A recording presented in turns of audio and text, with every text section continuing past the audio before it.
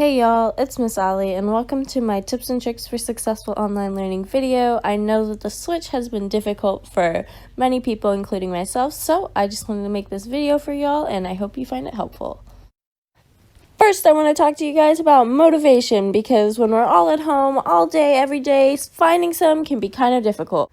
So my first tip is to be setting those alarms. I know that waking up early when we're in quarantine can be annoying, but if you're waking up every day at the same time, you're more likely to complete the work.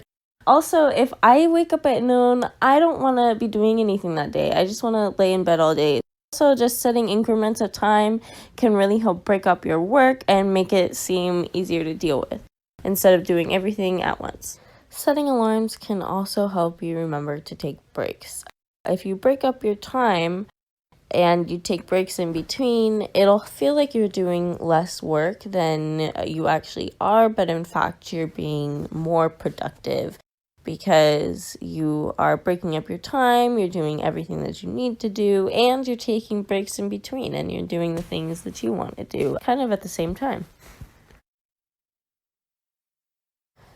Another thing that I want to talk about is where you do your work. If you can, try not to do your work in your room. That should be a place for you to relax. If you're like me and there's a lot of people in your house during the day as well now, it's okay if you do it in your room, but I would suggest, if that is the case, to not do your homework on your bed and keep that a place for relaxation. You know, you're less likely to take a nap in the middle of the day. You just want to keep your bed a relaxing place instead of adding all that stress to that space and making it an unpleasant place to be. And then my last thing is just listen to some music if you want to. I personally don't listen to music while I'm working, but you can. I would suggest something without words if you're going to do that, so that way you can really put all your focus and attention on the work that you're doing. The next thing that I want to talk to you guys about are the tools that you can use to help you study. Off to the side, you can see I have a lot of colored pens, highlighters, and markers, and just using things like that to make your notes pop so that way when you go back to look at them, the things that you marked are really easy to find. If you don't have those things, that's fine. You can just use a pen or a pencil. I like to use them if I don't have those, and just to, use squiggly lines, circle things, box things, star notes that you have, put question marks where you don't understand something. And then the last thing is really those sticky notes in the middle. I use those to mark my textbooks, I use those to mark my notes, I use those to mark vocabulary questions, anything really. I use them for everything. They're really, really helpful. If you don't have those, you can just use some tape and tape paper in your notes.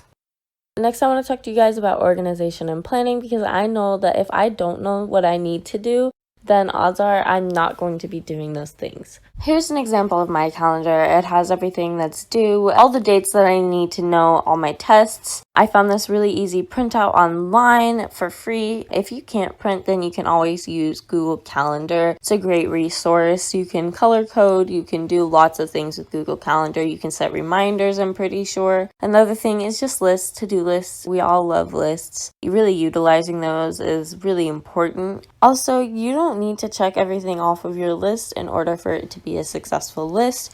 If there's something that you don't complete, just making sure to add it on to your next to-do list. I like making short-term to-do lists for daily or weekly work. Sometimes I like to even do it just for a specific class. Next up is to make sure to be taking lots and lots of notes. I know that it can be tedious and you don't want to do it, especially when you're at home, but making sure that you're taking notes is a great way to prepare for studying, and it's also a great way to prepare for asking questions. We don't have Zoom meetings every day, but it's great to be prepared for those Zoom meetings when you do, and you have your teacher readily available to answer questions. This kind of just goes along with calendars and lists. Planners can be really helpful. They're kind of built so that way you have something to look at for every day. But if you're not going to look at it every day, then this might not be something that I suggest for you. Again, making sure that you're setting those alarms and timers. Breaking up your work, very important, very good for your motivation, and just making sure that you're spending enough time on all the things that you need to spend time on. The last thing is just studying, making sure that you're setting some time aside to go back and review your work is really important, because if you don't use it, you're gonna lose it. So making sure that you're setting some time aside to go back and really review and reflect on your work can be very vital to being a successful learner. Next, I want to talk to you guys about notes and studying. I'm a big fan of Cornell notes. I can see what data I took them really easily. I can see what they're about by the title, and then the essential question kind of really tells me what overall the notes should be telling me. So first, we have things that we should be taking notes on, just making sure you're getting those keywords and phrases, definitions, steps to any problems, things you didn't know, color coordination, and making sure that you add in questions. Questions are so important. If you're not asking questions about where you're confused, then you are going to continue to be confused. Annotation, writing things on a printout, those are some tips for that. Videos in Zoom, some tips for that as well. Making sure that you're rewinding and pausing or asking questions when you have your teacher live, because you don't get to do that as often now. And then for studying, I personally only use flashcards as like a studying tool. I don't use them to study them. And then off to the side, when you're done with the Cornell notes, is a column where you can write any questions. I like to write questions that I imagine would be on a test, and then think about the right side of the column where my notes are as the answer to that question. So maybe I would write, what kind of things should I be doing in my Zoom class if I have a question? And then I would write, ask a question. Just so y'all know, those question marks are not because I had a question about my notes, but it was an example. Like if I had a question about something in those notes, that's what I would do, is I would just maybe write a little line and then a question mark, so that way I would know later on to come back to it. Making sure that you know what questions you need to ask is very, very important for when you need to ask those questions, because we don't have all the time that we used to with our teachers.